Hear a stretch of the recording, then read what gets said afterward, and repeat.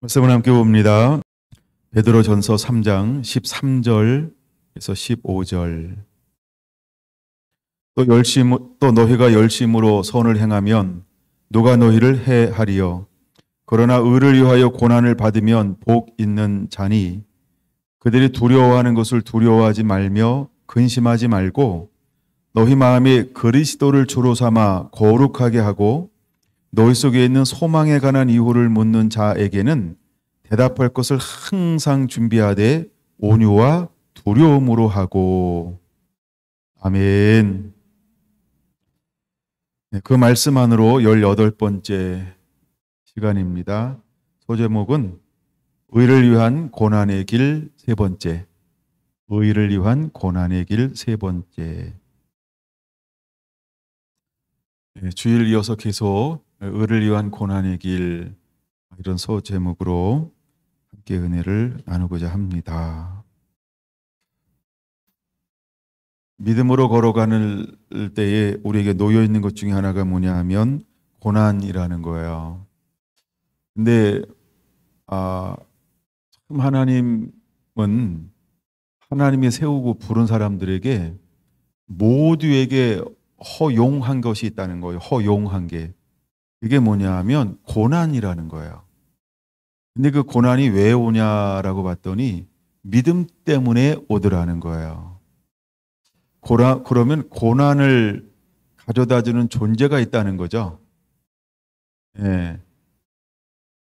사단이 우리에게 고난을 가져다 준다는 거예요. 근데 하나님은 그것을 허용했다라는 거예요. 사단은 고난을 가져다 주는데 하나님은 그것을 허용했다라는 거예요. 여러분, 이것은 무엇을 의미한다라고 생각하세요? 사단은 우리에게 고난을 가져다 주는데 하나님은 그것을 허용하셨다는 거예요. 근데 왜 하나님이 그걸 허용하실까요? 하나님은 믿음의 사람들이요, 사단 같지 않기를 원하는 거예요. 무너지지 않기를 원하는 거예요. 그러니까 사단과 너랑 다른 것을 하나님은 보여주고 싶은 거예요. 너는 무너졌지만 무너지지 않아. 그게 나의 자녀야. 하나님 그걸 보여주고 싶은 거예요.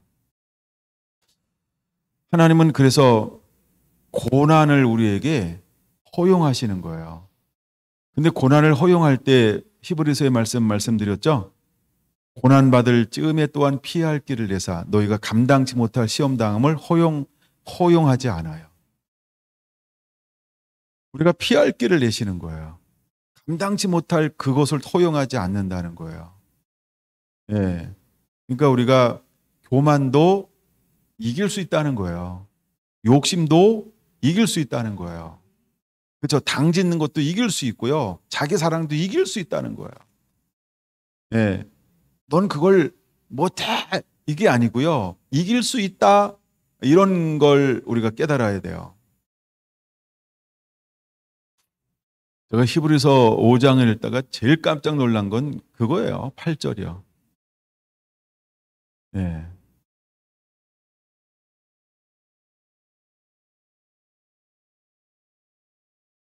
예수님은 하나님의 아들인데요.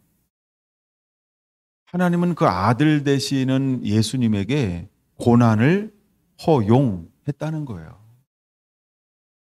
그래서 예수님도 순종을 배우는데요. 우리와 똑같은 육신, 성정, 육신을 입고 있는데 이 육신은요, 고난을 통해서만 순종을 익힐 수 있다는 거예요. 육이라고 하는 소욕은 끌리게 되어져 있다는 거죠. 근데 끌리는데 뭐에 끌리는 게 강하냐면요. 그래서 육이라고 그러는 거예요. 육. 죄에 끌려요. 안 좋은 것에 끌리는데요. 근데 마귀가 가지고 있는 성향의 육이라고 하는 게 끌리게 돼 있어요. 여러분, 우리가 중독이라는 단어가 있죠. 중독이 되면 끌린다는 거예요. 그다음에 우리 안에는 호르몬이 있는데 그 중에 하나가 끌리는 호르몬들이 있어요.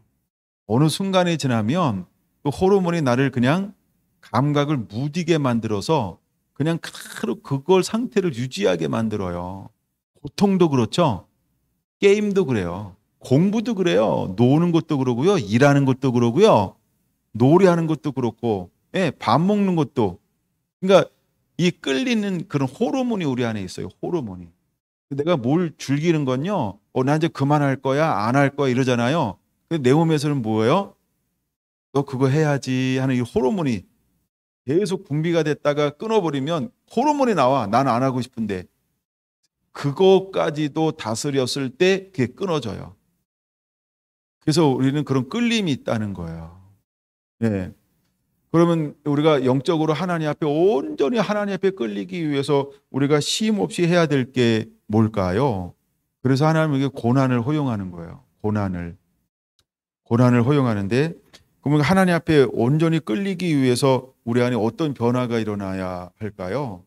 그래서 여러분, 우리가 영으로 나는 것은 영이요, 육으로 나는 것은 육이니, 이렇게 말을 하는 거예요. 우리가 영으로 나야 되는 거예요. 영으로 나는 거예요. 육신의 생각은 하나님이 기뻐하는 걸 하나도 생각해내지 않아요. 그래서 그는 멸망이고 사망이잖아요.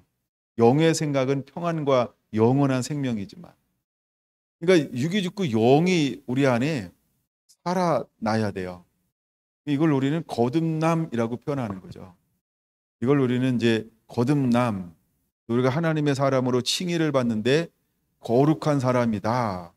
이렇게 해서 우리 안에 하나님의 말씀과 하나님의 성령으로 인침을 받아야 하는 겁니다. 오늘은 제가 이런 부분들을 좀 더 다룰 건데, 오늘 이 말씀에 보면 이렇게 말씀을 하고 있다라는 거예요. 예, 3장 13절부터 읽었죠. 13절은 예, 또 너희가 열심으로 선을 행하면 누가 너희를 해하리요. 근데 우리가 고난이 있는데 어떤 고난이 있냐면 13절에 의를 위한 고난을 받아라, 그런 복이 있다, 이렇게 말을 하고 있어요. 17절에 보니까 선을 행함으로 고난받는 것이 하나님의 뜻이다, 이렇게 말하고 있어요. 예. 그래서 우리는 그런 고난을 받는 것이죠.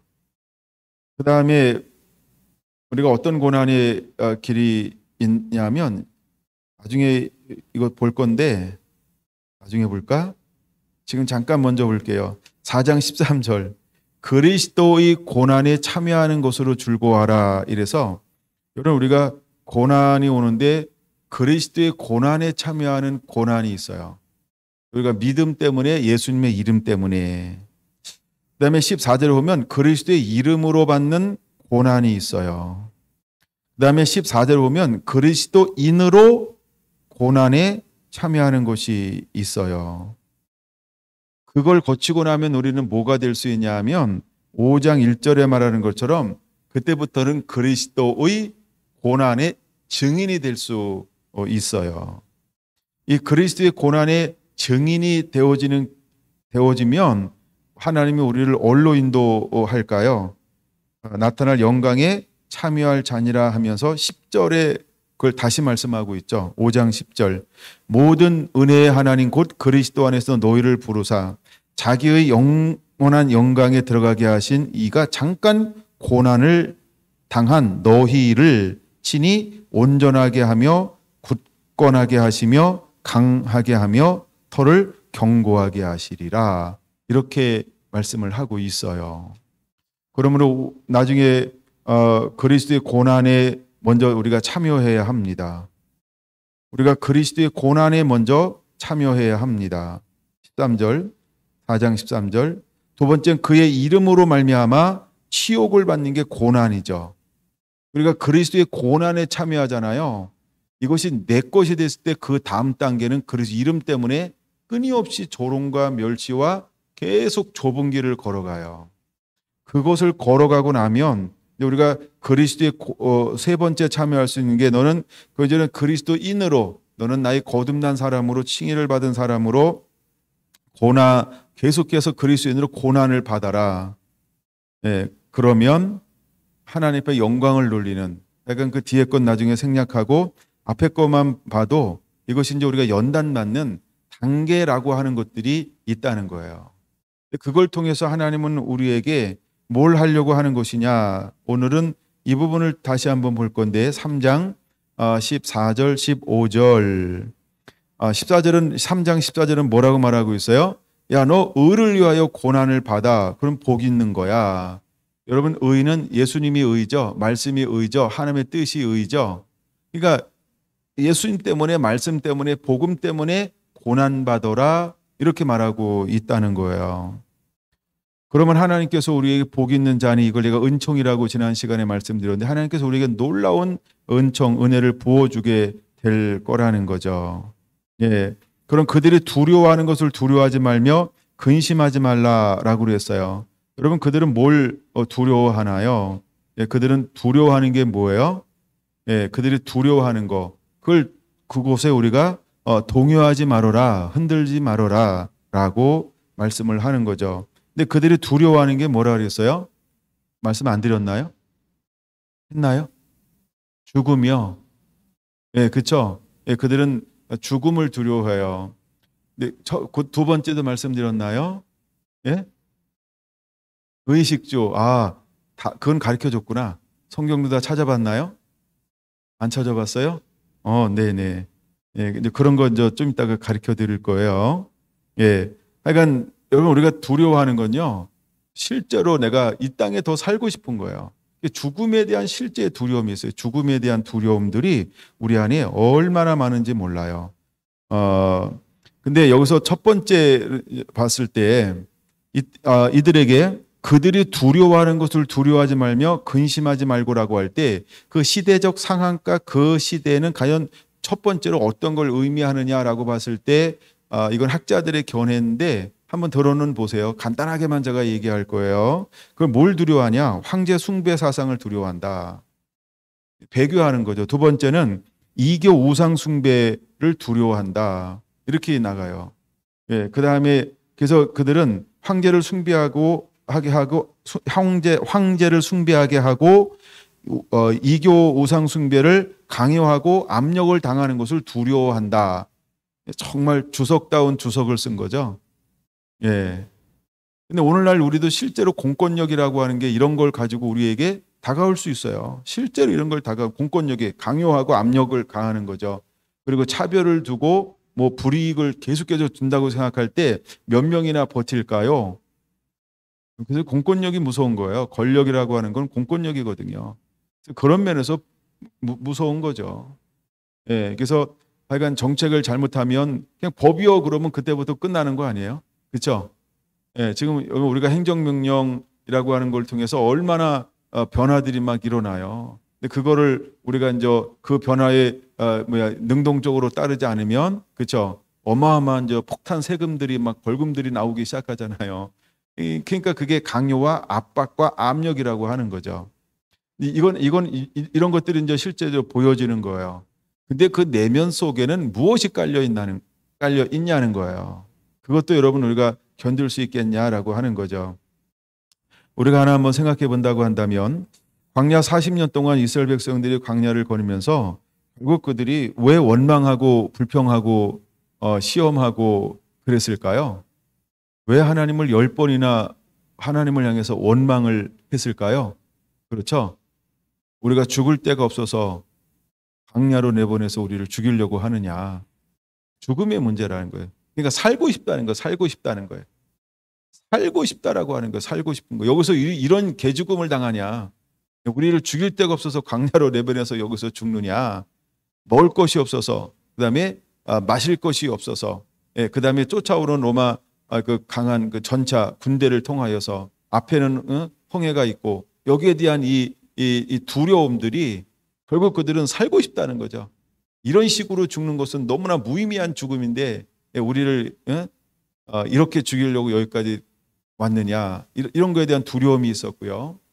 그 다음에 정탐꾼을 보내고 난 다음에 그들이 보고를 하고 난 다음에 또다시 혼비백산하죠. 밤새도록 그들이 막 정신없이 막 하나님 앞에 원망하면서 탄식하면서, 그들이 또다시 막 안 해야 되는 원망을 강력하게 합니다. 그 원망이 뭐예요? 그렇죠? 죽음에 대한 두려움. 그러면서 꼭 하는 말이 어떤 말을 하냐면 내 자녀들은 이렇게 말해요. 그다음에 내 아내들은 막 이러잖아요. 나는 죽어도 되는데 내 아내, 내 자녀 막 이렇게 아마 얘기한 것 같아요. 어쩌면 오늘날 부모하고 비슷할 것 같아요. 그때 그 말을 잘해야 됩니다. 왜냐하면 하나님이 들은 대로 갚아줄 거기 때문에. 그래서 말을 굉장히 잘해야 돼요. 신중하게 생각해서 말을 해야 될 것 같아요. 뭐라고 말하면 내 말이 내 귀에 들린 대로 내가 너희에게 행할 것이다. 이렇게 하나님 말씀하시거든요. 이런 표현이 여러 군데 있어요. 그러면 우리가 어떤 하가 사항을 만난다 할지라도 어쨌든 속으로 생각하는 것이나 입으로 내뱉은 말은 신중해야 된다. 라고 하는 거 항상 여러분 한번 생각해 봤으면 좋겠다. 이런 마음도 들고요. 그 다음에 욥의 이야기를 몇 번 나눴는데 욥에게도 두려움이 있었다는 거죠. 욥에게도 두려움이 있었어요. 3장 25절 두려워하는 것이 내 몸에 미쳤구나. 이렇게 그는 고백을 하고 있다라고 하는 거죠. 근데 욥이 정말 두려워했던 것 중에 뭐냐 하면 그는 첫째가 소유물이라고 하는 거죠. 예. 그다음에 사단이 소유물을 자꾸 뺏어갔어요. 그다음에 또 두려워했던 것들이 뭐냐 하면 건강이라는 거죠. 뼈와 살을 쳤을 때 두려워하는 것이 내 몸에 미쳤구나라고 얘기하는 거예요. 근데 정말 아무도 잘 모르고 그게 하나님께 범죄, 그러니까 하나님 앞에 죄의 수준은 되지 않지만 그에게는 뭔가 하얀 두려움이 있었다라고 하는 거예요. 죄의 수준은 아닌데 근데 그걸 누구도 알았다? 하나님도 알고 사단도 알고 있었다라고 하는 거죠. 그 다음에 세 번째가 뭐였냐 하면 하나님의 임재를 거두는 거였다는 거죠. 근데 하루아침에 이 세 가지가 욥이라는 삶 가운데 그냥 훅 다가와 버렸다는 거죠. 그래서 사단이 실제로 이 세 가지를 몽땅 하시고 하나님이 오랜 세월 동안 그를 향하여 침묵하셨다는 거예요. 제가 이번 주 우리 성목사님하고 교제하면서 이런 거 한번 얘기해 봤어요. 욥이 몇 년 동안 고난 받았을까? 욥이 몇 년이나 고난 받았을까요? 그냥 이제 인터넷에서 떠돌아다니는 자료, 내가 깊이 아직 연구는 안 했어요. 그냥 떠돌아다니는 자료 플러스 서목사님과 이래라는 친구가 읽은 책이 있어요. 야살의 책인데 거기에 이제 그런 부분이 좀 나온다 이러더라고요. 근데 거기 보면 30년 이런 게 있어요. 30년을 고난 받았다는 거예요. 몇 년이요? 집사님 너무 멋있어요. 놀래서 눈을 크게 떠지는 게 멋있는 거예요. 30년을 고난 받았대요. 얼마나 나도 몇 년 고난 받았지를 관심을 가져본 적이 없어요. 근데 그냥 이번에 나누면서 도대체 몇 년이나 고난 받았을까 이 생각을 한번 해본 거예요. 그래서 이제 인터넷에 요새 많이 자료가 웬만하면 막 올라오고 그런 게 많으니까 그래서 한번 눌러봤더니 30년 이러더라고요.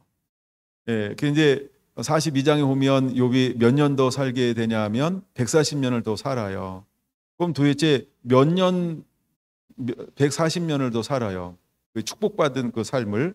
그러면 30년 고난 받았다 그러면 도대체 몇 년의 고난이 시작됐을까? 근데 또 하나의 자료가 있어요. 어떤 자료가 있냐면 야살의 책이라고 할 때는 200년 살았다 이렇게 나와요.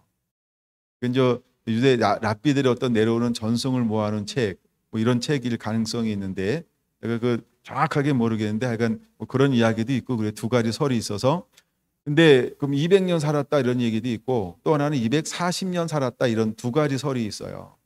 근데 200년 살았다라고 봤을 때는 제 머리로는 너무 계산이 안 맞는 거예요. 그럼 140년 축복받은 이후의 삶을 살잖아요. 그러면은 예를 들어 30년 고난받았다 그러면 170년 그럼 30년 남잖아요. 그럼 30년 남는 세월 동안 알을 10명 키워야 돼. 그리고 결혼해야 돼. 그리고 알을 키우면서 그 존경받는 위치에 올라가야 돼. 동방의 최고의 부유함을 누리는 위치까지 올라가는데 몇 년 걸렸다는 거예요. 그러면 근데 욥은 금수저는 아니다. 물려받은 게 아니라는 거죠. 근데 240년 살았다 그러면 여유가 갑자기 몇 년 생겨요? 40년이 생기잖아요. 그러면 조금은 납득이 가더라고요. 이거 하여간 제가 혼자 생각하는 거 이해해 주세요. 그래서 240년 살았다 그러면 약간 이유가 생기더라고요. 그러면 30년의 고난이 시작된 게 아니라 최소 70년의 고난이 시작된 거니까. 예, 그래서 약간 이제 그렇게 약간 그러니까 뭔가 좀 이렇게 생각의 폭이 좀 이렇게 설득력 있는 것은 되는 것 같아요.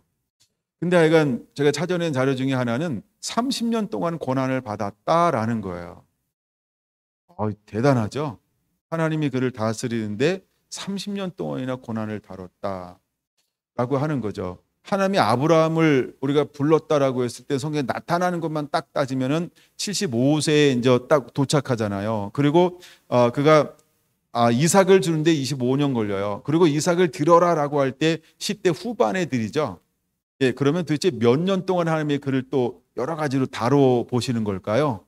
그렇죠? 거의 한 40년 가까이 그걸 다루시는 거예요, 하나님이요.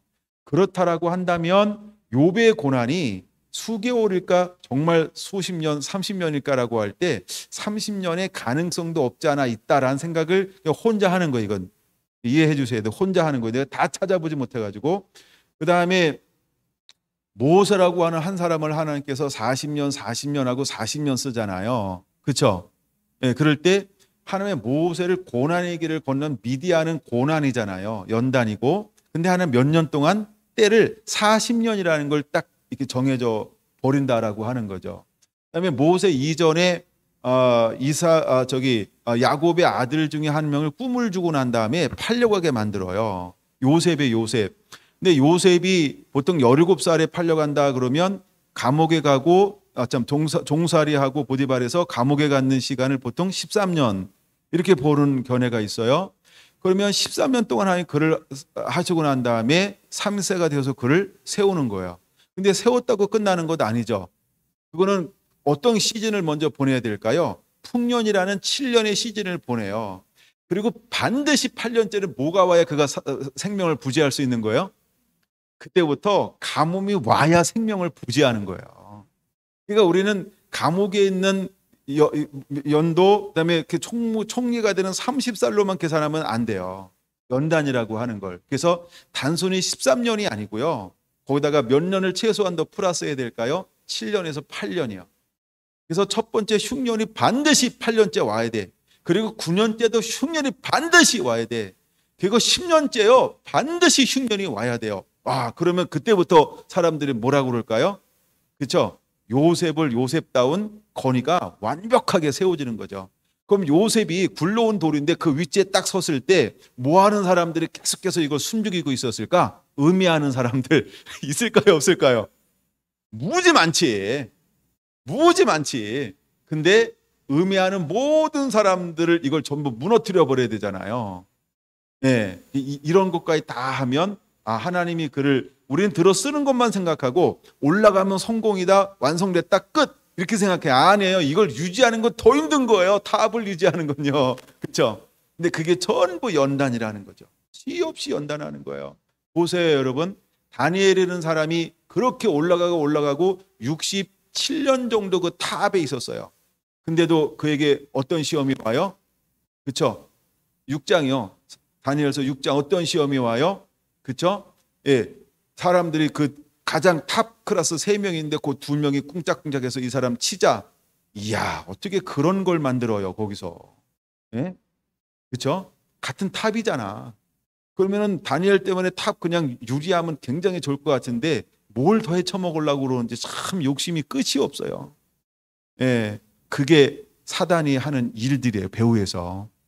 근데 다니엘이 안 넘어지잖아요. 그러니까 우리가 올라갔다고 끝난 게 아니고요. 끊임없이 하나님 앞에 바르게 서지 아니하면 언제 어떻게 훅 갈지 몰라요.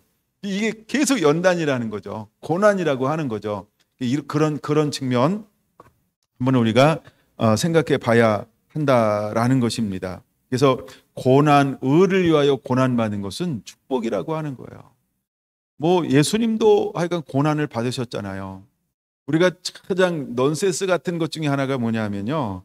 하나님이 성령을 부었어요. 그리고 공생애를 시작하려고 하는데 공생애 시작하기 전에 제일 먼저 하는 게 뭐예요? 40일 동안 사단에게 성령에 이끌려갔어요. 너무 좋죠. 성령에 이끌려가니까. 오늘 앞에 앉으셨으니까 성령이 이끌려서 자, 시험 받으러 가자. 어디 가요? 그러면 그냥 따라와. 가면 알아. 이러고 뭐 하러 가는지도 모르고 끌고 가는 거예요. 성령님이. 예, 성령님이 이끌려 가는 거죠. 근데 딱 가보니까 앞에 뭐가 있어요? 예, 여기 막, 예, 나도 모르는 화학 기호가 막 써 있어요. 이거 풀어야 집에 가느니라. 언제 집에 올까요? 남편 찬스 있어요. 네, 그럼 빨리 올지 몰라요. 김사님이 이과라 아마 화학 잘 풀 거예요. 그런 것처럼 성령이 이끌러 갔는데 시험을 받으려고 이끌러 가요. 뭘 하기 전에 어떤 사역 하나도 한 게 없어요. 예, 고난이라고 하는 건 이런 거예요. 근데 주님은 우리를 쓰고 싶으셔서 뭘 우리에게 허용한다고요? 고난이요. 그러니까 고난을 통과하지 않고는 그 다음 사역이 없어요. 그러면 우리에게 고난이 있다라고 하는 건 어떤 의미가 있어요? 그렇죠? 그 다음 사역이 있다는 거예요. 비밀한 것들이, 새로운 것들이, 놀라운 것들이 우리를 위해서 예비해져 있다. 이렇게 한번 여러분 생각해 보시기 바랍니다.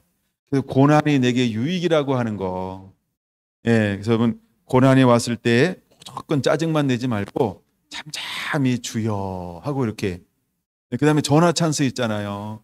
고난이 왔을 때 목사님한테 전화 좀 해가지고 저 이렇게 힘들어요. 그러면 한 일주일 동안 한번 묵상해 봅시다. 이렇게요. 어떤 건 이렇게 질문하면 바로 답이 없어요. 본인도 얼마나 깝깝하면 저한테 전화했겠어요. 근데 목사님도 더 깝깝하잖아요. 예. 왜냐하면 보통 여러분들이 문제 얘기할 때 저한테 어떻게 얘기하는지 아시죠? 앞뒤 잘라 먹고 그것만 딱 얘기해요. 야, 그럼 저는 막 머리를 돌려가지고 도대체 앞에는 무슨 일이 있었을까? 이걸 혼자 막 유추해내는 거예요. 그래서 어떻게 깝깝할 때 물어보기라도 뭐, 그럼 또 물어보는데 다 또 막 까지 않잖아요. 그게 다 설명하지, 가르쳐 주지 않잖아요. 그렇죠? 나보고 먼저 퀴 내는 것처럼 목사님 신령하니까 맞춰서 이러는 것 같았고. 그러니까 어떤 때는 제가 깝깝하면 한 일주일씩 그냥 기다려 봅시다 이래야 돼.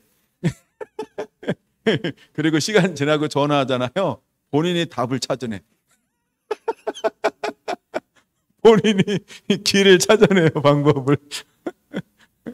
예, 근데도 전화하는 게 빨라요. 그쵸? 예, 그초는 참 내가 하는 거라. 그러긴 그게 빨라요. 근데 정말 우리에게 하나님 이렇게 고난을 허용을 하신다라는 거죠. 그래서 욥에게 그 고난을 허용했을 때요. 여러분, 욥은 놀랍게 회복되어진 걸 보면 약간 저는 그게 너무너무 감사했어요. 그럼 제가 지난번에도 한번 결론을 말씀드렸기 때문에 그다음에 넘어가고 그다음에 마태복음 6장에 보면 이건 가까운 데 있으니까 하나 찾아볼까요? 마태복음 6장에 보면 6장 33절입니다. 우리가 두려워하는 게 뭐냐는 거예요. 두려워하는 거. 뭘 두려워할까요? 6장 33절. 그런즉 너희는 먼저 그의 나라와 의를 구하라. 그리하면 이 모든 것을 너희에게 더하시리라. 뭘 두려워하냐라는 거죠. 24절. 하나님과 재물을 겸하여 섬기지 못하느니라. 25절.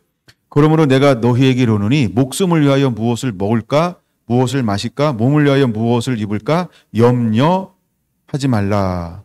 목숨이 음식보다 중하지 아니하며 몸이 의복보다 중하지 아니하냐. 이 염려라는 말은 두려움이라는 말이거든요. 그러면 우리가 두려워하는 것 중에 하나가 뭐냐면 바로 이거예요. 무엇을 먹는 거, 마시는 거, 입은 거. 이걸 우리는 삶이잖아요. 삶. 근데 이걸 우리는 경제적인 삶이라고 그래요. 그래서 우리가 경제적인 활동을 안 하면 뭘 하겠어요? 수입이 없으면 뭘 먹고 사느냐. 어쩌면 이제 우리 목사님이 이런 게 있는지 없는지 모르겠어요. 안 물어봤지만 예, 사모님이 웃으시네요. 하여간 안 물어봤어요. 웃는다고 답은 아니니까. 근데 하여간 이런 게 있을 수 있어요. 예, 정말 이런 부분에 대해서 어떻게 하지 뭐 이런 거. 예, 그래도 예, 정말 우리에게 경제 활동을 대전할 때 수입이 없을 때 어떻게 사는가 이런 게 우리 안에 두려움으로 다가올 수 있어요. 그다음에 마지막 때 특징 중에 하나가 뭐냐 하면 짐승의 표, 666표를 최고가 성경에 나온 대로 최고 666표가 하는 게 뭐예요? 그렇죠? 그거 하나면 뭐 취직 못한다는 게 아니고 경제 활동을 못한다. 그게 이제 요한계시록이 우리에게 보여주는 거예요. 그렇죠? 666표 받으면 뭘 못한다 이런 것보다 가장 치명적인 것 중에 하나가 뭐냐 하면 매매를 못한다 이렇게 나오거든요. 이게 경제 활동이거든요. 그건 뭘 살 수도 없고 구입할 수도 없고, 그러니까 먹고 사는 문제, 삶의 모든 것이 차단된다 이런 의미가 있는 거예요. 그래서 사람들이 666표에 너무너무 관심이 많은 거예요. 그렇죠? 네, 666표에 너무너무 관심이 맞아요. 여러분 백신 맞았는데 다 먹고 살고만 하죠. 근데 오늘도 사고가 터져서 몇 명이 죽고 막 이랬어요. 뉴스에 안 났나요? 네, 우리 옆에서 그런 일이 일어나서 들려오나 봐요. 네. 근데 하여간 그런 거 사람들이 두려워하는 게 뭐고 염려하는 게 뭐냐는 거죠. 여기 마태복음 6장에는 이걸 염려라고 하는 걸로 말하고 있어요.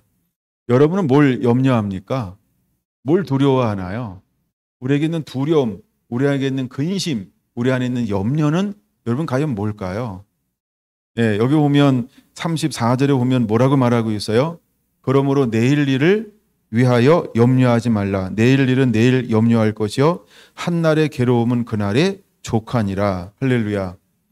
그럼 이건 뭐냐 하면 한날엔 그날에 먹고 마시고 자는 것 생활 때문에 뭐가 있을 수 있다는 거예요?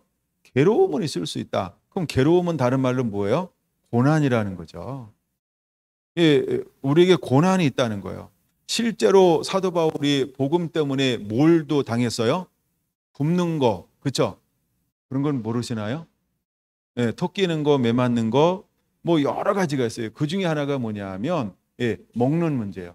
잠자는 문제예요. 강도의 위험이요. 이게 복음 때문에 사도 바울은 그런 길을 실제로 걸어가요. 예. 근데 우리가 그런 것을 당하지만 그것이 고난이었지만 그것이 사도 바울을 이겼나요? 사도 바울을 이길 수 없었나요? 이게 중요해요. 그렇죠? 고난이나 환난이나 그런 죽음이나 적신이 그런 강도의 위험이, 바다의 위험이, 날씨의 위험이, 먹고 마심의 위험이, 그다음에 태장이 사도 바울을 죽이지 못했다는 거예요. 근데 그게 고난으로 다가왔다는 거예요. 그러니까 괴로움이지만 하나님은 뭐 했다는 것을 이기게 하신다는 거예요. 그 속에서, 고난 속에서 주시는 하나님의 보호하심. 우리는 고난을 통과해야만 보호하신다고 생각하는데 고난 가운데 함께 하시는 게 놀라운 축복이라고 하는 거예요. 할렐루야. 예, 그 은혜가 있게 되기 원합니다. 근데 하나님은 우리에게 이 모든 것을 어떻게 하실 것이냐면 이제 그 하나님의 어떤 고난이나 어떤 연단, 어떤 하나님의 시즌 정한 그것을 통과하면 하나님이 그 모든 것을 우리에게 공급해 주겠다는 거예요. 하나님은 그런 공급원이시죠. 그래서 우리가 없는 시즌을 믿음으로 지켜낼 때 하나님 그것이 이제 하나님의 정한 것을 온전히 통과하면 그 다음에 하나님은 어떻게 하시겠다는 것을 주시겠다라고 하는 거죠. 그걸 보여주고 있는 대표적인 사람 중에 한 사람이 누구였다? 욥이었다는 거예요. 욥이 그 30년이라고 보면 수십 년 동안 이야 대단한 거죠. 그럼 피부병 몇 년 하는 거예요? 30년이요. 기와장 몇 장 날라갔을까? 극야고. 혼자 못 긁었을 거예요. 엘리바스하고 얘기하다가 야 좀 긁어봐. 야 빌다 야 좀 긁어봐. 막 친구들한테 긁어달라고 했을지 몰라요. 다시 내가 욥기를 읽었는데요. 욥이 자기 집에 들어갔어요. 종들이 욥을 어떻게 대했을까요? 그렇죠? 종이 주인 되고요. 욥이 완전 종 됐어요. 사람 취급을 안 하는 거예요. 이 인간들이. 욥이 주인인데 뭘 당하니까? 고난을 당하니까. 다 잃어버리니까. 몸에 병이 나니까. 그러니까 개뿔도 없으니까요. 종들이 자기들이 주인이고 욥이 완전 종 취급해요. 사람 취급을 안 해요. 예, 욥이 지나가는데요. 지나가라고 전혀 의식을 하지 않아요. 예, 그런 추모를 당해요. 욥이요. 예. 그러니까 그런 세월을 막 하나님이 보내게 만들어요. 이런 우리의 모든 걸 벗겨버린다라고 하는 게 얼마나 치명적인지 몰라요. 그럴 때 여러분 화병 안 나으시길 바랍니다. 화병 나면 누가 손해일까요? 나만 손해고 누가 이익 볼까요? 네, 그렇죠. 의사들이 이제 우리 실장님 바빠질지 몰라요.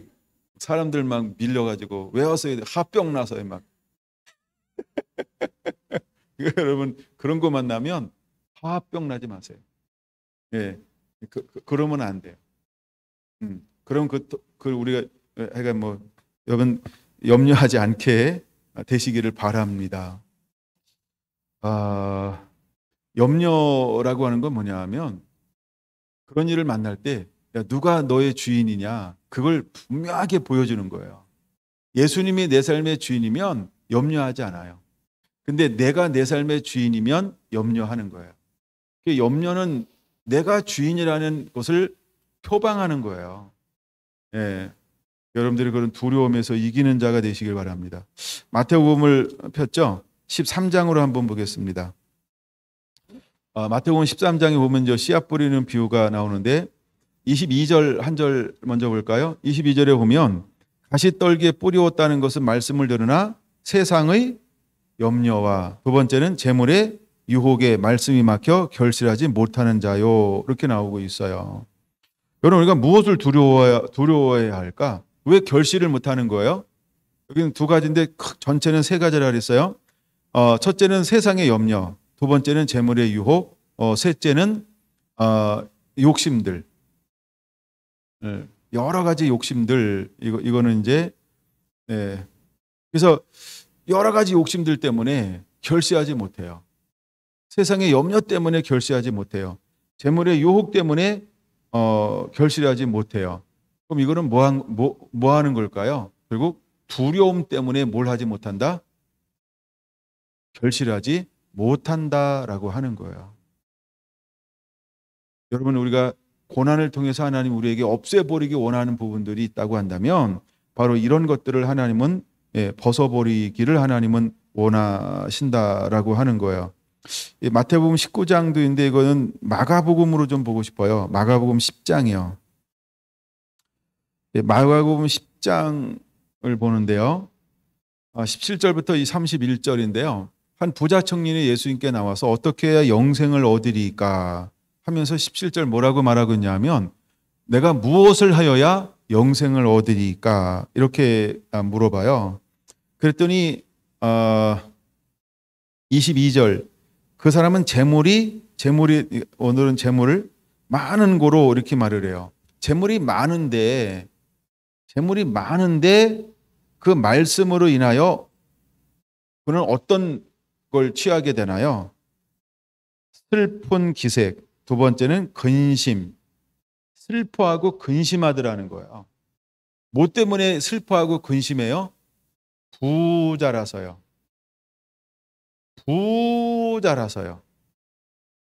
부자라서 슬퍼하고 근심하는 거예요. 예, 부자라서 근심하고 슬퍼해요. 왜 부자인데 근심하고 슬퍼할까요? 그거 뭐하고 팔아 가난한 자에게 주고 나를 따르라 이랬다고요. 그랬다고요. 예, 그랬다고 슬퍼하고 근심하는 거예요. 그러면 슬퍼한다, 근심한다는 뭐라는 거예요? 두려워한다는 거예요. 그럼 두려움은 어디서부터 오는 거예요? 내 마음의 주인입니다. 이걸 보여주는 거예요. 그러니까 무엇을 먹는다, 마신다, 입은다는 내가 뭘 추구한다는 거예요? 나는 경제를 추구합니다. 나는 내가 살 수 있는 최소한의 안정적인 삶, 그렇죠? 이 재정을 나는 더 중요시 여깁니다. 이거를 실제로 보여주고 있는 거죠. 그래서 두려워한다는 거예요. 이 부자 청년은 다 팔아 가난한 자에게 주라라고 했을 때 뭘 취합니까? 슬픈 기색을 띠며 근심하며 가더라는 거예요. 왜 슬퍼하고 근심하죠? 그렇죠? 나는 이게 더 중요한데 라고 여기는 거예요, 실제로. 그럼 마지막 때에 하나님이 이런 놀라운 시험이 올 거예요. 환난이 올 거예요. 핍박이 올 거예요. 근데 우리가 그리스도 때문에 핍박을 당하고 고난받을 때 사단이 와서 그다음에 공권력이 와서 또한 우리에게 뺏으면서 뭐라고 이야기할까요? 이걸 포기하라 그러면 살 수 있다. 그러면 포기할 수 있을까요? 그것 때문에 고난을 못 걸어가는 거예요. 그리고 타협해 버릴 수 있다는 거죠. 타협해 버릴 수 있다라는 거예요. 근데 실제로 마지막 때에 이런 일들이 수없이 일어날 거예요. 그래서 짐승의 표, 적그리스도의 표는 매매할 수 없는 것으로 우리에게 다가오는 거예요. 여러분, 경제라고 하는 것은요, 그렇게 오늘날 우리에게 너무너무 소중하게 바뀌어져 갔죠. 사회 시스템이 이제는 내가 사냐 죽으냐는 거예요. 내가 한 달을 버틸 수 있고 두 달을 버틸 수 있어요. 근데 그 이상을 버틸 수 있다 할 때 최소한 뭘 가지고 있어야 돼요? 예, 그렇죠? 예. 그래서 이걸로 우리에게 다가와요. 그럼 이 부자 청년이 한 것처럼 우리도 뭘 할 수 있냐 하면 슬픈 기색을 띠며 근심하며 똑같이 영생을 버리고 영생 얻는 방법을 버리고 각기 내가 가고 싶은 길을 걸어간다는 거예요. 그럼 내가 걸어가면서 난 뭘 소유를 했어요? 예, 부자니까 이 땅에 있는 부유함은 소유했어요. 명예는 소유했어요. 명성은. 이 땅에 있는 성공한 사람이라는 것은 소유했어요. 근데 뭘는 잃어버렸을까요? 영생은 잃어버렸어요. 지금 이 청년이 예수님께 나온 이유가 뭘까요? 물론 동기가 잘못됐다고 제가 말씀을 드렸습니다만 영생을 얻으려고 나왔단 말이에요. 근데 영생을 얻는 방법을 가르쳐줬단 말이에요. 심판자 되시는 그분이, 영생을 줄 수 있는 그분이. 근데 영생 얻는 방법을 명확하게 가르쳐줬음에도 불구하고 자기가 볼 땐 그 문제를 어떤 문제라고 본 거예요? 나는 풀어낼 수 없는 문제다. 내게는 너무 어려워. 쉬운 문제 없나요? 아, 이게 제일 쉬운 거야. 근데 이 청년은 제일 쉬운 문제 앞에 어떻게 한 거예요? 자기한테는 너무 어려운 문제가 된 거예요. 왜 이 친구에게는 어려운 문제가 됐을까요? 동기가 잘못된 거예요. 그러니까 뭐 하는 거예요? 그걸 버릴 마음이 없는 거예요. 그걸 버릴 마음이 없는 거예요. 버릴 마음이 없으니까 결국 뭐 하는 거예요? 얻을 수도 없는 거예요. 근데 예수님은요, 이 친구를 향하여서 그쵸? 단호했다라고 하는 거예요. 여러분, 심판은 단호하다는 거예요. 말씀의 기준은 단호하다는 거예요. 거기는 자비를 베풀 수 있는 여지가 없는 거예요. 그래서 예수님께서 그 뒤에 뭐라고 말씀을 하고 있냐 하면 29절 이렇게 말씀하고 있어요. 예수께서 이르시되 내가 진실로 너희에게 이르노니 나와 복음을 위하여 버린 자는, 이렇게 말하고 있어요. 그럼 이 청년도 결국 요구하는 게 뭐예요? 야, 너는 나를 위해서, 복음을 위해서 내놓을 수 있겠니? 버릴 수 있겠니? 이거 하지 아니하면 영생은 얻을 수 없어 라고 말하고 있는 거죠. 우리에게 환난과 고난과 핍박이 엄청나게 올 거예요. 결국 어떤 것을 위해서 이 고난이 올 거냐면 그때 우리는 무엇을 선택할 것이냐. 내게 있는 어떤 명예, 내게 있는 어떤 이런 보이는 거, 가지고 있는 거, 이 땅에 있는 걸 취한다 그러면 뭐는 잃어버릴까요? 우리는 영생은 잃어버릴 거예요. 근데 우리가 이 땅에 있는 것이 아니고 정말 모든 것의 근원 되시는 예수님을 취한다라고 한다면 우리는 무엇은 잃어버리는 것처럼 보일 수 있을까요? 내가 지금 있는 모든 건 잃어버리는 것처럼 보여요. 근데 나는 누굴 소유할 수 있죠? 예수님이요. 그러면 잘 보셔야 돼요. 예수님은 우리 모든 것에 무엇 되신다고요? 공급원이요. 근데 이 청년이 모르고 있는 것이 공급원 되시는 하나님, 공급원 되시는 예수님을 모르는 거예요. 그럼 진짜 우리가 믿음의 사람이다라고 한다면 여러분, 우리는 있는 걸 의지하는 것이 아니고 우리는 정말 무엇을 의지하는 자가 되어야 할까요? 모든 것을 새롭게 주실 수 있는 공급원 되시는 예수님을 의지하는 것, 이게 믿음이라는 거예요. 고난받을 준비 됐나요? 하나님이 우리에게 크고 작은 수없는 고난을 허용하는 게 뭐냐 하면, 야, 네 힘으로 해봤지, 네 고집대로 해봤지, 네 방법대로 해봤지, 네가 해보고 싶다고 해서 내가 다 해보게 허용했지. 근데 결과는 어때?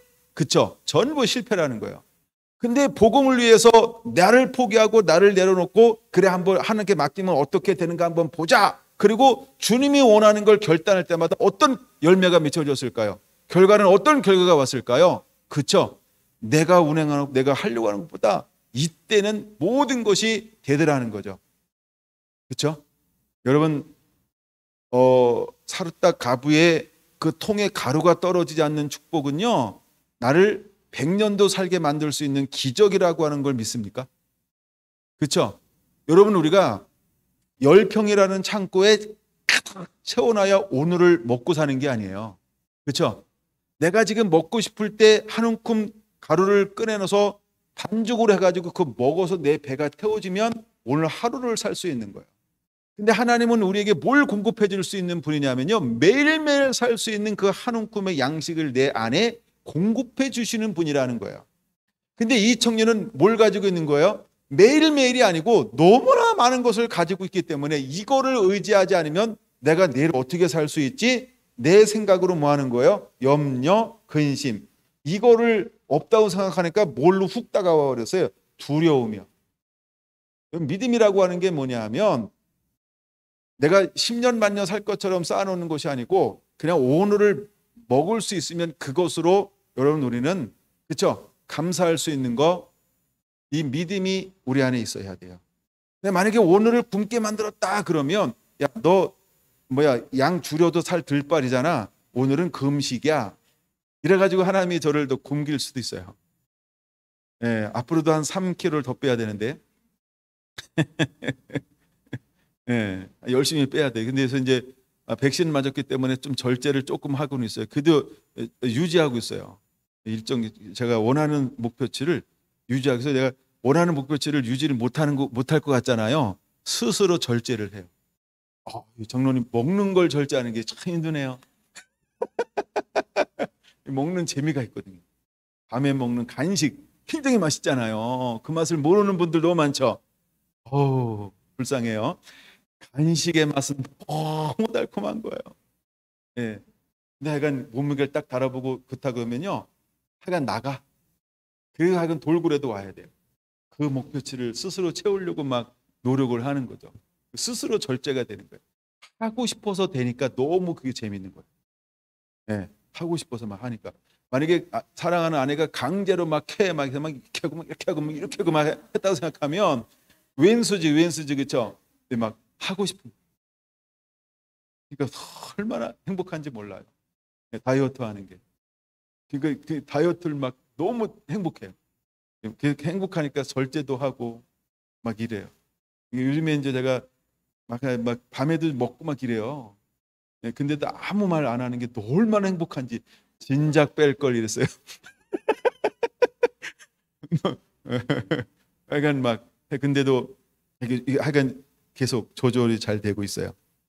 여러분 고난은 내게 유익이라고 하는 것은 그 고난을 통해서만 누릴 수 있는 놀라운 축복이 있어요. 여러분 그걸 하나님이 우리에게 주고 싶어 하시는 거예요. 여러분 그것을 여러분 누리게 되기를 바랍니다. 30절 보니까 하나님이 나와 예수니까 복음을 위하여 버린 자는 어떻게 하나님이 해주시겠다고 약속하고 있나요? 현세에 있어 모든 버린 것에 100배를 줄 것이다 이렇게 말하고 있어요. 버리면 100배를 준다니까요. 그러면 욥은 성경엔 2배지만 실제 2배는 그가 실제로 삶을 살아가면서 몇 배의 효과를 누리는 것처럼 보였을까요? 100배예요. 단순히 이걸 2배 이렇게 보면 안 돼요. 2배는 승법범식이라 실제 삶에서는요 100배를 누리는 것처럼 그는 더 그걸 실제로 누린 거예요. 누가? 욥이요. 네, 욥은 실제는 100배를 누린 것과 같다라고 봐야 돼요. 힘이라고 하는 게 그런 의미가 있어요. 힘이라고 하는. 힘이라고 하는 건 그런 것이 있다니까요.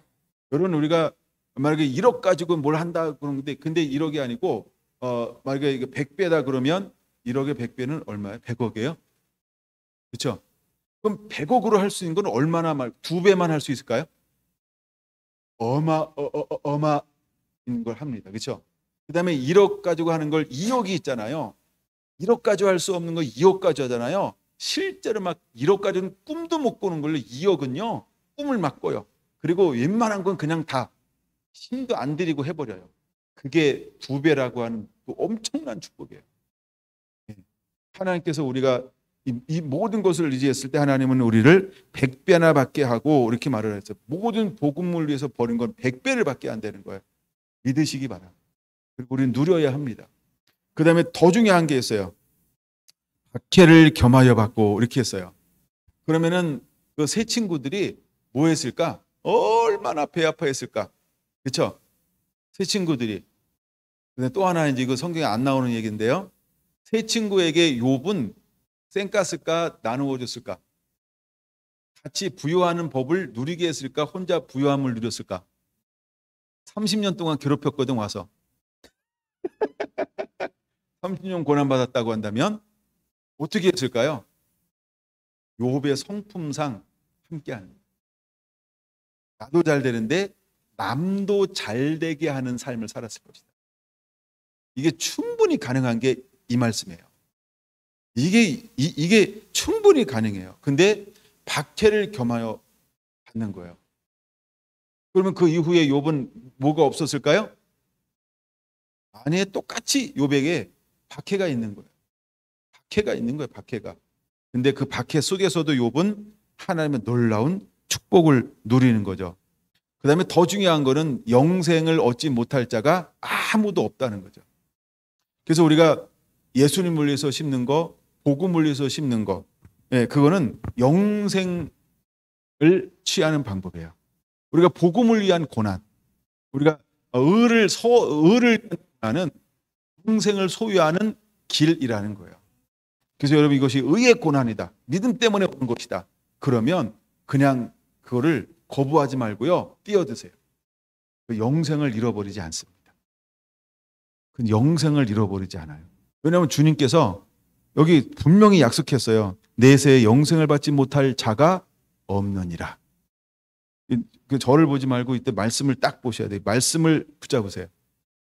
그러면 하여간 복음을 위해서, 예수님을 위해서 모든 걸 내려놓고 포기하잖아요. 그러면 영생을 얻지 못할 자가 없대요. 근데 우리가 복음 때문에 헌신하지 않고 예수님 때문에 헌신하지 않잖아요. 그러면 잃어버려요. 잃어버릴 수도 있다는 거예요. 그러면 여러분, 이것을 취하시기를 바랍니다. 할렐루야. 마가복음 보고 있죠?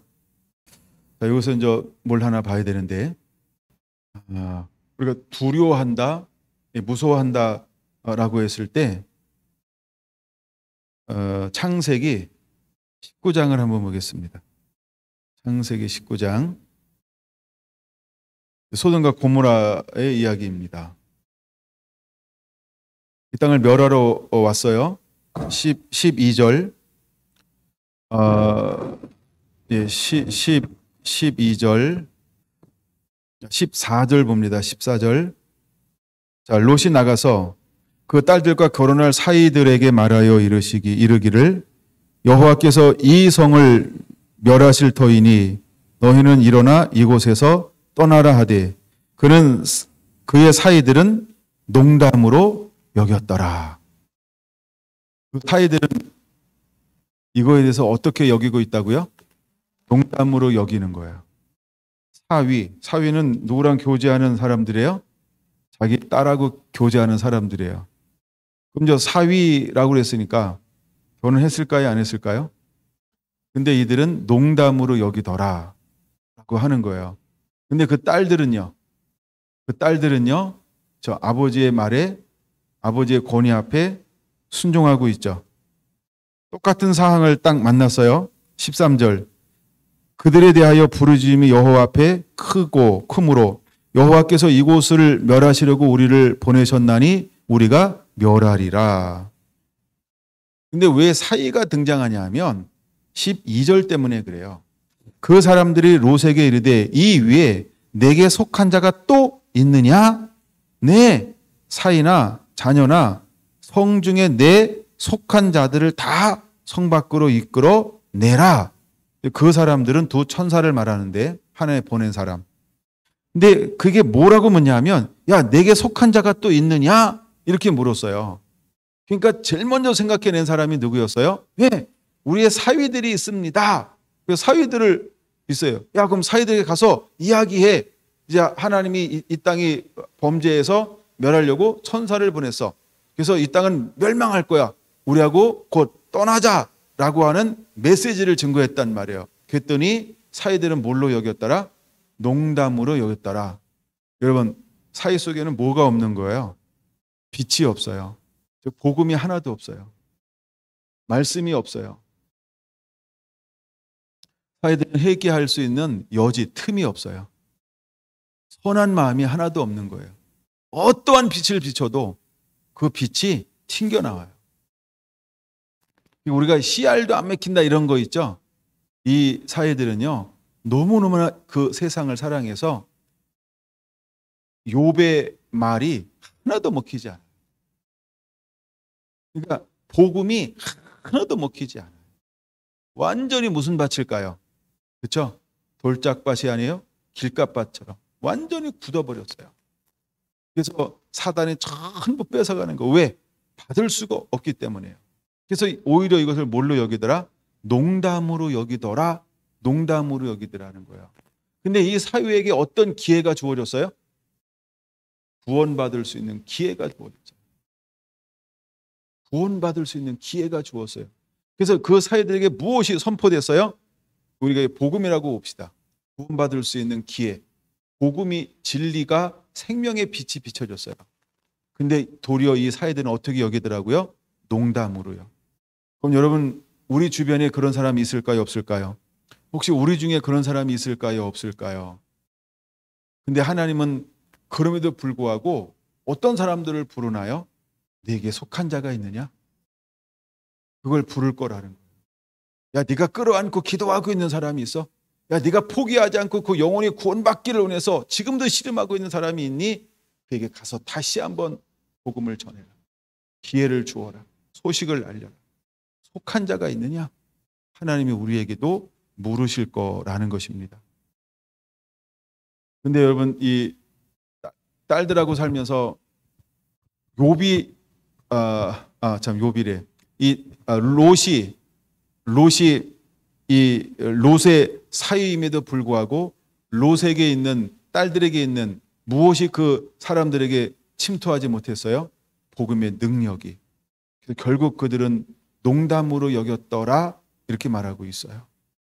여러분, 오늘 우리에게 또 하나 가지고 있어야 될 것이 있어요. 우리가 무엇을 두려워하는 자가 되어야 할까? 우리가 무엇을 두려워하는 자가 되어야 할까라는 거죠. 그다음에 26절 하나 봅니다. 26절. 롯의 아내는 뒤를 돌아보았으므로 소금기둥이 되었더라. 그러면 롯과 함께 살았던 그의 아내는 소금기둥이 되어버렸어요. 근데 왜 뒤돌아보니까 왜 소금기둥이 되었을까요? 뒤돌아보지 말라라는 말씀이 있죠. 17절에 나와요. 17절을 보겠습니다. 그 사람들이는 천사를 말하는 거예요. 두 천사. 그 사람들이 그들을 밖으로, 그들은 이제 롯과 부인과 두 딸, 4명이 지금 떠나가고 있죠. 그들을 밖으로는 이제 소돔과 고모라 성 바깥으로 이끌어낸 후 이르기를 도망하여 생명을 보존하라. 1. 돌아보거나 2. 들에 머물지 말고 3. 산으로 도망하여 멸망을 면하라. 이렇게 말했어요. 이거는 하나님의 기준이죠. 우리가 살 수 있는 방법의 기준을 제시한 거예요. 첫째가 뭐였어요? 뒤돌아보지 말아라. 둘째, 들에 머물지 말아라. 셋째, 산으로 도망하라. 이렇게 말했어요. 근데 산으로 도망하라는데 그들은 산으로 못 갔어요. 산으로 도망할 때 너무 멀게 느껴진 거야. 그래서 기도했단 말이에요. 너무 머니까 산으로 못 가겠습니다. 저 소알 성가에 들어가게 해주세요. 그래, 이번에도 너희 뭐를 들어주겠다 이렇게 말했어요. 21절. 내가 이 일에도 내 소원을 들었은즉 하면서 하나님이 허용했단 말이에요. 그렇죠? 허용된 것은 괜찮은 거예요. 그렇죠? 근데 허용이 안 된 것이 아직도 2개가 남아있죠. 첫째가 뭐예요? 뒤돌아보면 안 돼. 두 번째, 들에 머물면 안 돼. 근데 롯의 아내는 그 2가지 기준 중에서 기준이 2개밖에 안 되는데 그 중에 하나를 지키지 못했어요. 그럼 롯의 아내는 하나님의 말씀에 대해서 지금 엄중한 심판이 임함에도 불구하고 롯의 아내는 뭘 가볍게 여긴 거예요. 하나님의 말씀이요. 가볍게 여기는 거예요. 그러면 왜 롯의 아내는 하나님의 말씀을 가볍게 여기는 성향을 가지게 됐을까? 아브라함과 함께 있을 때 롯은 어떤 사람이었을까요? 그는 의로운 사람이에요. 롯도 함께 더불어서 하나님을 경외하고 그랬던 믿음을 가졌어요. 그 이후에 부유한 자가 되었어요. 부유하고 넉넉하게 됐어요. 아브라함과 함께 할 수 없게 되었어요. 그래서 서로 분가하기 시작을 했어요. 그래서 이제 롯이 어디를 택하냐 하면 눈을 들어 딱 보니까 너무 물이 좋아. 초장이 많아. 야, 저기 가면 우리 이 수많은 양떼들을 좀 불편함이 적게 여기서 목축할 수 있겠구나. 그래서 거기서 내 재산을 분리하지. 근데 거기에 가까이 가면 가까이수록 그 너머에는 뭐가 존재하고 있었어요? 가장 그 시대에 타락했던 도시, 두 도시가 존재하고 있었다는 거예요. 그럼 잘 보세요. 그 소돔과 고모라는 어떤 도시였다고요? 물이 넉넉함으로 인해서 경제적으로 넉넉한 도시요. 경제가 발달된 도시라는 거예요. 그냥 먹고 사는 문제가 다른 지역에 비해서 적은 도시였다는 거예요. 그럼에도 불구하고 먹고 사는 문제가 적었는데 오히려 그 도성에는 뭐가 더 많이 발달됐어요? 그렇죠? 타락이요. 하나님이 볼 때 가증스러운 타락함이 얼마나 더 발달됐는지 몰라요. 여러분, 우리에게 경제적인 부유함만 넉넉함만 갖다 주는 거 아니에요. 무엇도 갖다 줄 수 있을까요? 하나님을 멀어지게 하는 거예요. 하나님에 대한 배고픔, 간절함, 이것을 멀어지게 할 수 있다는 거예요. 분명히 롯과 그의 아내와 그의 두 자녀들은 아브라함과 함께 있을 때에는 그래도 뭐에 힘쓰고 애썼을까요? 여러분, 그가 무엇을 가지고 온 것이 아니죠. 이미 그는 하란을 떠날 때 거기서 이미 결혼했어요. 그리고 결혼해서 자녀를 낳아가지고 왔어요. 그러니까 여기서 함께 살면서 같이 자라나요. 무엇을 봤을까요? 아브라함과 함께 하시는 하나님의 놀라움을 봤어요. 그다음에 하나님께서 아브라함과 함께함을 통해서 하나님의 복을 주는 것을 보았어요. 내가 하나님과 함께할 때 아브라함만 복을 받는 것이 아니라 아브라함과 함께하는 복 받는 사람 옆에 있었더니 뭘 받더라? 나도 복을 받더라. 이걸 누렸던 놀라운 믿음에 대한 경험을 가지고 있다는 거예요. 근데 이제 자기가 복을 받음으로 인해서 롯의 아내는 무엇에 대한 것을 점점 잃어버려가기 시작했을까요? 하나님에 대한 시각. 하나님이 어떤 분이, 내가 복이 어디로부터 왔는지, 내 부유함이 어디로부터 왔는지, 내 편안함이 어디로부터 왔는지, 이거에 대해서 점점 뭐하기 시작하는 거예요? 느슨해지기 시작하더라는 거예요. 느슨해지기 시작하더라는 거예요. 무엇이 느슨해지게 만들었을까요? 내 삶에 부족함이 없는 삶이요, 안일함을 갖다 줄 수 있다는 거예요. 왜 하나님이 우리에게 고난이나 연단을 허용할까요?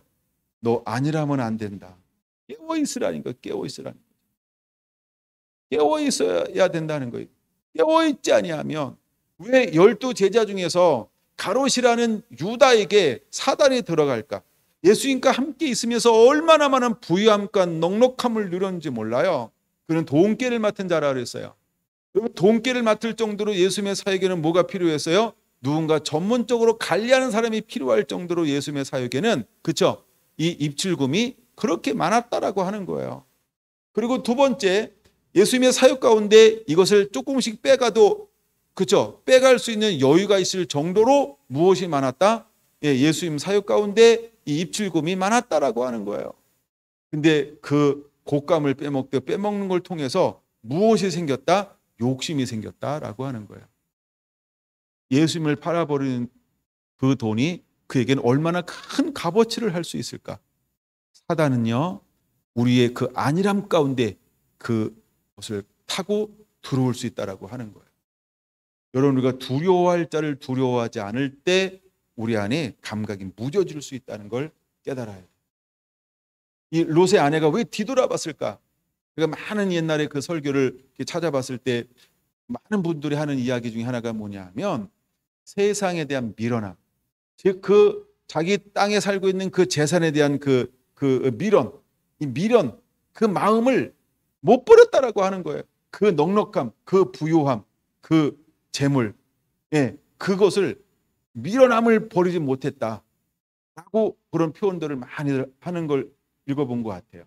여러분 어떨까요? 우리가 내 마음이 정말로 어디에 있느냐 굉장히 중요하다라고 하는 거예요.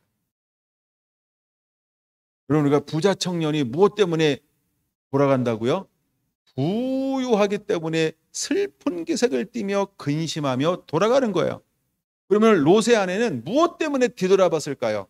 거기서 부자로 살았는데, 거부로 살았는데, 부족함이 없이 살았는데, 떵떵거리며 살았는데, 그 사회가 악하다 할지라도 나의 부유함과 뇌물로 인해서 웬만한 건 다 막을 수 있을 정도로 나의 부는 대단했는데, 야, 저거를 건지지 못하고 그냥 내가 와야 돼?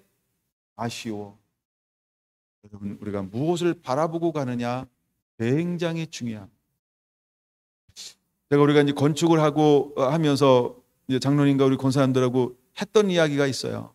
만약에 우리가 무엇 때문에 어려운 일이 다가오면 보이는 것에 대해서 마음을 비웁시다. 만약에 우리가 이 보이는 걸 유지하려고 막 그 여러 가지 어려움이 닥쳐온데도 유지하려고 노력하잖아요. 그건 어떤 일이 벌어질까요? 전부를 잃어버릴 수 있어요. 전부를 잃어버릴 수 있어요. 여러분, 그때는요, 보이는 걸 빨리빨리 놓아야 해요. 이거는 환란이 오기 전에, 핍박이 오기 전에, 어떤 시즌, 어떤 시련의 때가 오기 전에는 이건 우리에게 너무너무나 놀라운 편안함을 안겨다 주는 거예요. 그렇죠? 이건 엄청난 평안함이에요. 근데 환란이 오고 박해가 오고 막 이러잖아요. 이걸 유지하려고 우선순위를 놓는 순간에 정말로 중요한 걸 잃어버릴 수 있어요. 여러분, 그것이 박해와 시련과 고통이라고 하는 거예요. 여러분, 그럴 준비가 되어져 있습니까? 우리 마음의 중심이요, 있는 것을 의지하지 않고 보이지 않는 하나님이 나의 공급원이다라고 하는 걸 의지하시기 바랍니다. 할렐루야. 이게 공급원이라니까. 공급원이요. 네, 공급원이요. 우리 서목사님이 이사를 왔는데 그 다음날 비가 오는 거예요. 근데 1층에 사시는 이제 할머니 할아버지 두 분이 사시는 가정이 있는데 비가 오는데 고추를 그냥 이렇게 널어놓은 거예요. 근데 우리 목사님 사모님 눈에 그게 딱 띈 거야. 저거 비 맞으면 안 되는데. 그래가지고 헐렁 3층에서 내려와서 그걸 계단 밑으로 탁 집어넣은 거예요. 비는 지나가고 위출했던 할머니는 돌아오고 병원 다녀오셨대. 그리고 뭐 누가 넣어놨는가 했더니 나중에 이제 내려와서 할머니 비가 와서 이걸 다 이렇게 안에다 넣어놨어요. 갑자기 이후 사춘이 생긴 거예요. 그랬더니 막 할머니가 텃밭에서 뭘 뜯어오면 3층 갖다 주고, 네, 고구마 감자 캐면 고구마는 하지 않았죠. 감자 캐면 감자 가지고 고추 갖다 오고 뭐 호박잎 갖다 주고 사진 찍어서 저한테 보여줘서 알아요. 네. 이웃이 그렇게 생겼어요. 이웃이. 네. 그 작은 사랑 하나 가지고 정말 좋은 이웃이 생긴. 지난번 우리 송고사님 간증도 참 대단했죠. 네, 밑에 층 지금도 부침개 나눠 먹는지 놀라운 간증들이잖아요. 여러분, 우리가 환난과 핍박이 왔을 때 공급원은 하나님이시라는 거예요. 하나님. 그렇죠? 우리가 내가 있는 것, 그런 것들을 연연하지 마시고 여러분들이 하나님을 의지하면 두려움은 굉장히 사라집니다. 오늘 제가 두려움 때문에 이제 이런 얘기를 하는 거예요. 다시 본문으로 좀 돌아가겠습니다. 요 정도 이제 두려움을 좀 나누고 예.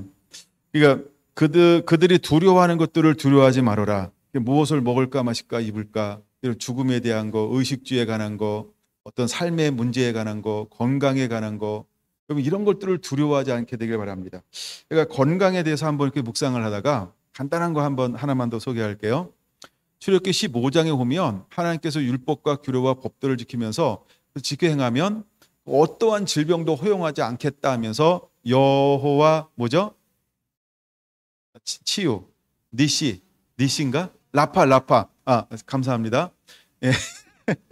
예. 여호와 라파의 하나님인 것을 보여주겠다라고 말씀을 했어요. 그런데 실제로 그들이 하나님의 은혜 가운데 있을 때는요, 어떠한 질병도 오지 않았어요. 두 번째 생각이에요. 이제 40년 동안 불순해서 내가 멸절되기까지는 이제 40년 동안 뒤돌아가라고 할 때, 그럼 그때는 하나님께서 무엇을 거두었을까요? 여호와 라파를 거두신 거예요. 그럼 사람들이 언제까지 죽었을까요? 그렇죠? 뒤돌아서 그 다음부터 죽기 시작해가지고 들어가기 아마 전전날까지 마지막 한 사람이 죽지 않았을까? 이런 거예요. 무두셀라와 같은, 우리는 모르지만 어떤 그런 사람이 있을 수 있다. 그래서 그 사람이 죽어야만 뭐 하는 거예요? 이것이 끝나는 거죠. 근데 누구는 몰랐다? 이스라엘 사회는 모를 수 있다.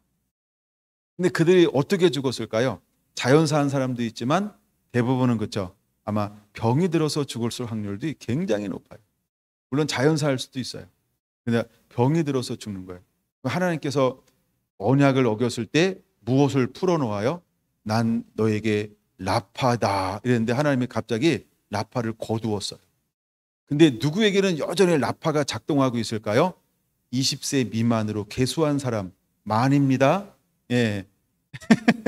그래서 20세 미만으로 딱 계수된 사람은요, 여전히 뭐가 덮여져 있을까요? 여호와 라파의 하나님. 그때는요, 죽을래야 죽을 수가 없는 거예요. 40년 동안은요, 여호와 라파가 덮고 있기 때문에 병들을 내야 병들을 수가 없는 거예요. 그거 아십니까? 그때는요, 이상 계수된 사람들만 죽어요. 그 다음에 그때는요, 출산을 하잖아요. 아무도 낙태가 일어나지 않아요. 왜? 죽으면 안 되니까. 그때 20세 미만의 사람은요, 죽을 수가 없어요. 죽을래야 죽을 수가 없어요. 우리가 요한계시록 보면은 죽고 싶어도 죽지 않는 이런 거 있죠. 예, 짐승의 풀을 봐 너무 괴로운데 죽고 싶으나 죽을 수 없고 이런 게 있어요. 그런 것처럼 그때는요, 20세 미만의 죽을래야 죽을 수 없는, 왜 그럴까요? 하나님의 생명이 그들을 보호하는 거예요. 우리가 같은 생명 싸게 이런 표현도 있는데 하나님이 여호와 라파로 그들을 철저하게 보호하시는 거예요. 그래서 성경에 나오는 단어 중에 하나가 옷도 헤어지지 아니하고 신발도 떨어지지 아니하고, 이거는 이제 옷이요 40년 동안 입었는데, 그쵸? 뭐냐면 병균이 없어, 세균이 없었다 이런 말이에요. 이게 낡지 않게 만들었어요. 하나님의 시간을 초월하게 만드는 거죠. 이거는 낡게 되어 있어요. 낡는다 이 말은 뭐냐, 우리 몸에서 건조한 기후지만 그래도 땀은 땀이지, 그쵸? 땀이 나고 하면 이게 좀 먹어요. 근데 얘가 썩지 않았다, 그 현상을 하나님께서 초월적인 역사가 환경으로부터 하나님이 막 부어주는 거예요. 할렐루야. 여러분 믿으세요. 환난이 와도 박해가 와도 핍박이 와도 하나님은 무엇이다? 공급원이시다. 나는 이 말씀을 묵상하면서 이 광야 생활 가운데 그게 묵상해 드는데, 이야, 이건 뭐 우리가 흉내낼 수 없잖아요. 그렇죠? 흉내낼 수 없는 게 있잖아요. 여러분 혹시 백신에 대한 두려움이 있으면 기도받고 여러분이 마음 가는 대로 하세요. 아니 혹시 근데 그건 자율이에요. 네, 그건 자율이에요. 저는 공적인 사람이니까 이번엔 맞는다, 내가 이렇게 얘기를 했잖아요. 예, 저도 사실은 안 맞을 수 있으면 안 맞고 싶었는데 정부 시책이 아직까지 안 바뀌어서 그러니까 이번만큼은 내가 맞는다라고 이렇게 하는 거예요. 하여간 그 하나님이 어떤 그 축복을 막 묵상하는데요. 와, 내가 미처 몰랐던 어마어마한 축복이 그 40년 동안 또 다른 세대에게는 작동이 됐구나. 그리고 철저하게 죽음은요, 이상 계수된 사람에게만 철저하게 하나님 욕을 딱 걷어버리면 그냥 임하는 거예요. 근데 하나님이 보호하잖아요. 한 사람에게도 이게 실제로 임하지 않았다는 거예요. 그럼 누구에게도 임하지 않았을까 이 생각을 그냥 한 거예요. 이거 성경에 안 나오는 거지만 한번 혼자 생각해 보는 거예요. 그렇죠? 예, 태어나는 그 다음 세대들에게도 죽음이라고 하는 게 40년 동안 멈춰버리는 거예요. 죽을래야 죽을 수 없고 망할래야 망할 수 없는 거예요. 병들래야 병들 수 없고요. 예, 가다가 어디 찔려도 안 아파.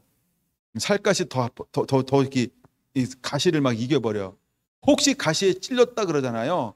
그러면 뭐 이제 만화나 영화나 나온 것처럼 새살이 갑자기 쑥 솟아버려. 그게 곪지 않아요. 그것으로 인해서 몸에 질병이 만들어지지 않아요. 그게 하나님의 은혜입니다. 하나님의 은혜예요. 아까 이제 말씀 중에 빼먹고 넘어온 것이 뭐냐 하면, 제자들이 물어요. 그러면 누가 구원받을 수 있습니까? 이러잖아요. 사람으로는 할 수 없으되 하나님으로서는 다, 이런 단어가 있어요. 하나님으로서는 다 할 수 있느니라. 여러분 믿습니까? 우리가 하나님을 공급원으로 삼을 때 오는 놀라운 축복이라고 하는 거예요. 할렐루야. 우리가 이제 박해나 핍박이나 믿음의 시련이나 이런 걸 생각하면 우리 안에 오는 게 제일 먼저 게 두려움이야. 실제로 두려움이 오는 거야. 뭐에 대한 살고 죽는 두려움. 두 번째, 먹고 사는 두려움. 이게 실제로 오는 거야. 그건 우리가 예배하지 않아도 돼요? 아니, 라면 안 사놔도 돼. 그러나 산을 씹고는 사나. 그걸 거기까지 내가 관여는 안 하고 싶어요. 난 라면 종류도 몰라가지고. 여러분, 우리가 한 끼 밥을 먹는 게 얼마나 많은 게 소진되는지 몰라요. 라면 끓여서 라면 냄새 난다. 옆집에 라면 안 사놓은 사람이 가만 놔둘까? 너무 또 생각을 많이 가면 안 되겠죠? 그러니까 여러분, 우리가 하나님을 의지하라. 아멘. 그건 여러분 세상적인 방법이에요. 만약에 하나님께서 우리에게 그렇게 한다 그러면 그냥 하나님을 의지하세요. 그러나 혹시 그것을 음성으로 들었다 그러면 사나. 나도 순회하다가 좀 한번 들려서 라면 먹고 가서 이러고 라면도 먹고 가고 이러게요. 근데 여러분 중요한 거예요. 있는 것 의지하려고 하지 마세요. 그거는 도마의 믿음이에요. 우리는 없는데 그걸 믿는 거예요. 만져보지 않는데 그걸 믿는 거예요. 주님이 정말로 제자들에게 하고 싶었던 말씀이 뭘까요? 넌 그 믿음을 가져라. 그 말씀을 하고 싶은 거예요. 여러분, 우리가 그 믿음의 주인공들이 되어야 할 줄로 믿습니다. 할렐루야. 네. 다시 이제 베드로전서 3장 14절. 그러나 의를 위하여 고난을 받으면 복 있는 자니. 이게 복이라는 거예요. 우리가 의를 위하여 고난을 받으면 지금까지 나눴던 이 복이 그대로 온다는 거예요. 그대로 온다는 거예요. 예. 할렐루야. 예. 그러니까 이 복을 줄 거예요. 자, 그 다음에 15절. 또 15절이 핵심 중에 핵심인데, 너희 마음에 그리스도를 주로 삼아 거룩하게 하고 너희 속에 있는 소망에 관한 이유를 묻는 자에게 대답할 것을 항상 준비하되 온유와 두려움으로 하라. 할렐루야. 온유와 두려움으로 하려고는 잠깐 나눴었죠. 근데 이제 그 위에 걸 다시 한번 나눌게요. 자, 우리 마음에 예수님을 구조로 삼았어요. 두 번째, 너희 속에 있는 소망에 관한 이유를 묻는 자에게. 소망이 뭘까요? 이게 바로 복음입니다. 이게 복음이에요. 물론 소망은 믿음에 관한 이유, 물론 여기 주석에는 그렇게 이제 많은 사람들은 주석을 해요. 근데 결국 이 소망에 관한 이유가 뭐냐 하면 복음이라는 거예요. 그럼 여러분, 항상 우리는 무엇 때문에 사는 자가 되어야 할까요? 우리가 예수님을 따르는 자에게 무엇과 무엇을 위해서 버린 자는 이렇게 말하죠. 나와 복음을 위하여, 이렇게 말했어요. 그럼 결국 하나님은 우리가 고난이 왔을 때, 핍박이 왔을 때 우리는 무엇 하는 자가 되어야 한다, 이걸 말하고 있는 걸까요? 복음입니다. 할렐루야. 그래서 이것이 2장 9절과 3장 15절은 같은 거예요. 2장 9절 지난번에 엄청 강조했는데 2장 9절 뭘 강조했죠? 아름다운 덕을 선포하게 하려 함이니라. 우리가 아름다운 덕, 그걸 뭐라 그랬어요? 그게 복음이거든요. 그게 예수 그리스도거든요. 그게 믿음을 드러내는 거거든요. 내가 하나님의 사람인 것을 드러내는 거거든요. 내가 구별된 사람인 것을 드러내는 거거든요. 마찬가지로 3장 15절은 똑같은 거예요. 이제 하나님은 우리 보고 이것을 항상 온유와 두려움으로 드러내는 자가 되기를 원하는 거예요. 그래서 이렇게 말하는 거예요. 너희 마음에 그리스도를 주로 삼아 거룩하게 하고 너희 속에 있는 소망에 관한 이유를 묻는 자에게 대답할 것을 항상 준비하라는 거예요. 그럼 여러분, 우리는 무엇을 위해서 늘 살아야 할까요? 복음이요. 여러분, 우리는 예수님을 닮은 자가 돼야 돼요. 복음으로 무장한 자가 돼야 돼요. 할렐루야. 그냥 복음으로 무장한 자가 돼야 돼요. 이건 굉장히 깊은 걸 얘기하는 거예요. 그래서 마지막에 어떤 환난이 와도 복음으로 사는 사람, 믿음으로 사는 사람, 말씀으로 사는 사람, 하나님을 아버지라 부르는 사람, 이 사람은요 승리하게 되어져 있어요. 누가 그를 함께 할까요? 하나님이 함께 하는 거예요. 복음으로 살아갈 때 하나님이 함께 한다는 거예요. 하나님이 함께 하면 게임 끝이에요. 하나님이 함께 하지 않으면 그때부터는 힘든지 몰라요. 근데 하나님이 함께 하면 게임 끝이에요. 사단이 와서 날 건드릴 수 있어요. 근데 회복이 너무 빨라. 그 다음에 웬만한 시즌 지나잖아요. 사단이 못 건들게 만든다니까. 사단이 30년 동안 건드릴 수 있어. 그렇죠? 근데 하나님이 허용하지 못하면 그 나머지 인생은 못 건드리는 거예요. 할렐루야. 다윗이 기름 붓지 않을 때도 그는 뭐예요? 사단이 그를 건드렸는데 사단이 백전백패였어요. 기름 부음 받고 나서는요, 그렇죠? 백전백패 삶을 사는 거예요. 할렐루야. 물론 그 이후에는 더 강력한 전쟁이, 기름 부음 받으면 더 강력한 전쟁이 치러지는 거예요. 근데 그 속에서도 하나님은 다윗이 이기게 만든다라는 거예요. 그러나 사단은 끊임없이 와서 우리를 넘어뜨리려고 할 거는 맞습니다. 근데 어떤 사단이 우리에게 온다 할 때도 하는 거기에 걸맞는 그때에 맞는 은혜들을 하나님은 우리에게 부어주게 될 거다. 여러분 그것을 믿으시기 바랍니다. 제가 오늘도 시간이 많이 가서 못 다루는 거는 2장 9절이나 3장 15절에서는 이걸 제가 복음으로 다루고 싶은 거예요. 이걸. 네. 이게 바로 복음이라는 거예요. 복음. 오늘도 이걸 다음으로 넘겨야 돼요. 다 적어놨는데 하여간 이게 비밀 중에 하나가 복음이라는 거예요. 복음 중에 또 하나 가장 시초가 뭐냐 하면 고린도전서 2장에 말하고 있는 것처럼 4절 5절이요. 성령의 나타남과 능력으로 하나님이 이 소망에 관한 이유를 묻는 자에게 항상 대답할 것을 준비한다라고 하는 이 뭘 준비가 돼야 되냐? 성령의 나타남과 능력이라는 거예요. 그러니까 어떤 고난이 와도 어떤 박해가 와도 어떤 핍박이 와도 믿음의 시련, 믿음의 고난이니까 믿음의 결국은 영혼의 구원 받음이니라라고 했던 것처럼 그는 뭘 겸비했을까요? 말씀의 권능과 성령의 권능으로 옷 입혀줘요. 그래서 사도 바울처럼 고린도전서 2장 4절 5절이 실제로 나타나게 할 것이다. 실제 이 길을 걸어간 사람이 예수 그리스도예요. 이 길을 걸어간 사람이 제자들이에요. 이 길을 걸어간 사람들이 그 이후의 사도들이에요. 사도 바울을 비롯해서 수많은 사도들이 실제로 걸어갔어요. 그럼 마지막 주 오실 때도 오늘 이 시대에도 여러분 이 복음에 관한 소망에 관한 이유를 묻는 자들에게 우리가 무엇을 드러내는 자가 되어야 할까? 성령의 나타남과 능력으로 복음이신 예수 그리스도를 드러내는 거예요. 그래서 제가 복음이다라고 할 때 두 가지를 생각합니다. 하나는 죽음과 부활이에요. 지난 시간에 이걸 말씀드렸을 거예요. 사단이 뭘 치료하냐? 뭘 치료한다 그랬어요? 부활 복음을 치료하는 거예요. 부활 복음을 치료하는 거예요. 예수 그리스도가 죽었다가 살아나셨다 이걸 굉장히 싫어하는 거예요. 그래서 사도행전에 보면은 제발 이거는 말하지 마 이러잖아요.